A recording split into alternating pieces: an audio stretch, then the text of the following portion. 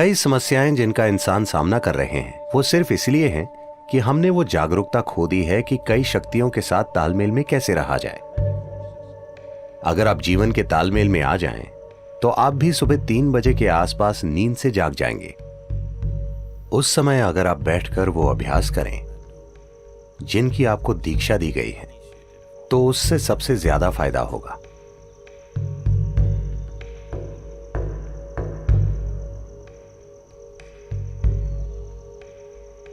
जिस तरह से धरती घूम रही है और जो भी हो रहा है, उस वजह से एक बहुत बुनियादी बदलाव आता है सुबह 3:20 से सुबह 3:40 के बीच।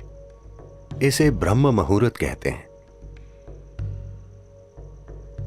ऐसा बस 33 डिग्री लैटिट्यूड तक ही होता है। आपका सिस्टम, मनुष्य का सिस्टम एक विशेष तरीके से व्यवहार करता है। यह एक संभावना है। तो एक जागरूकता रही है इस संभावना का इस्तेमाल करने की।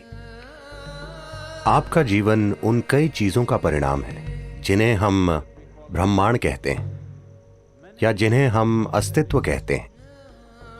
तो हम इस जबरदस्त घटना का परिणाम हैं जिसे हम सृष्टि कहते हैं। हम अपने आप में एक अलग जीवन नहीं हैं।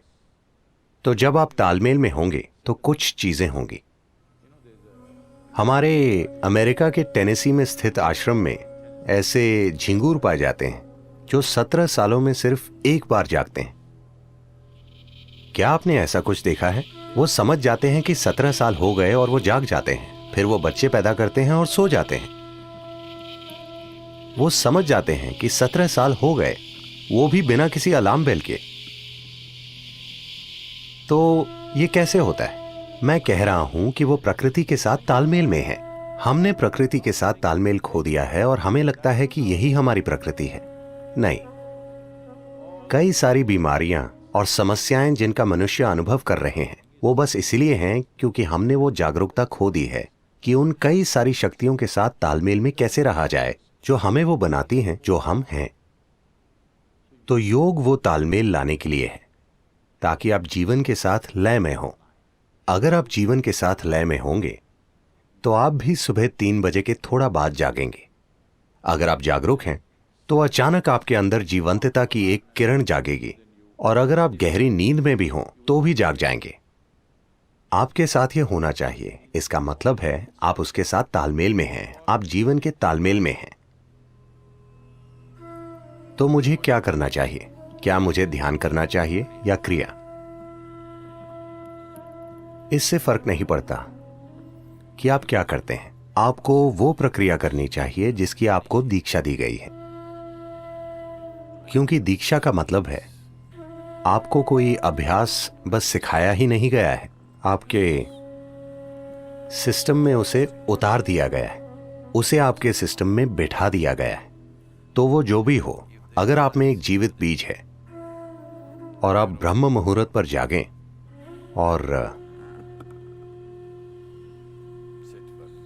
वो अभ्यास करें, तो इससे सबसे ज्यादा फायदा होता है, क्योंकि तब धरती के बर्ताव का आपके सिस्टम पर वैसा ही असर होता है। अगर आप